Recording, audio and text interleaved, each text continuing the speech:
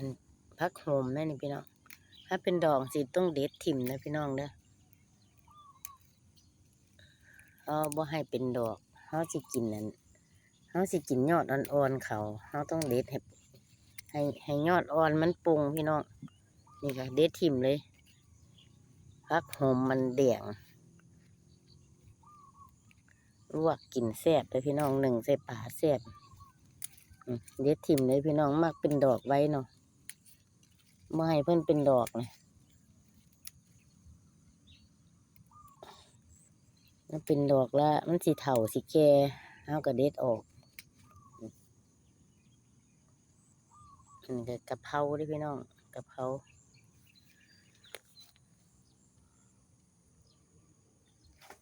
กับผักยามมื้อเช้าก็บ่มีหยังนะพี่น้องลกหญ้าลกขาเล่นสินะพอได้เก็บกินกับปนนะปลูกนะพี่น้องเลย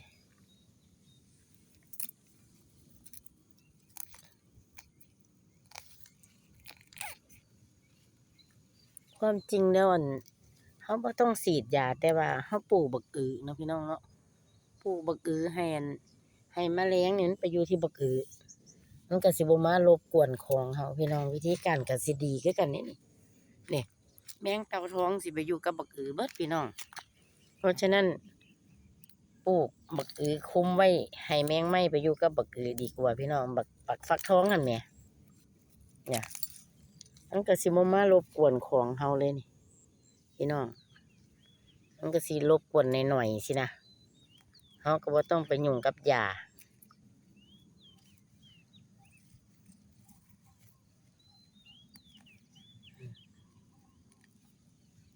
ถอนหญ้าถอนครับมีความสุขนะสร้างแหล่งอาหารที่อุดมสมบูรณ์พี่น้องเอ้ยพอได้อยู่พอได้กินบ่ต้องซื้อเขาหลายพี่น้องอีกอย่างเฮาซื้อเขาก็มีเฮาก็ไปยุ่งกับยาเกินไป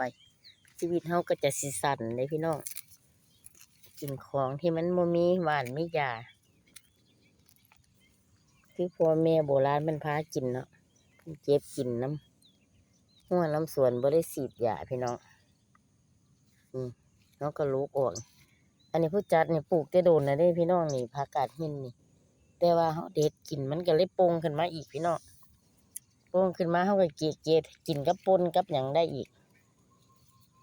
หอมบัวพี่น้องนี่บักฟักทองพี่น้อง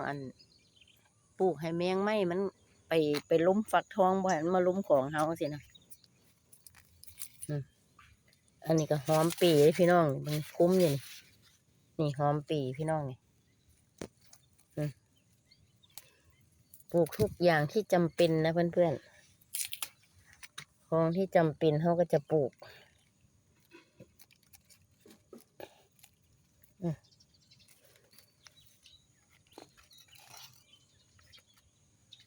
มึงในหมักทัวอยู่น้ำมันข้างอันนี้เห็นบ่พี่น้องกำลังจอ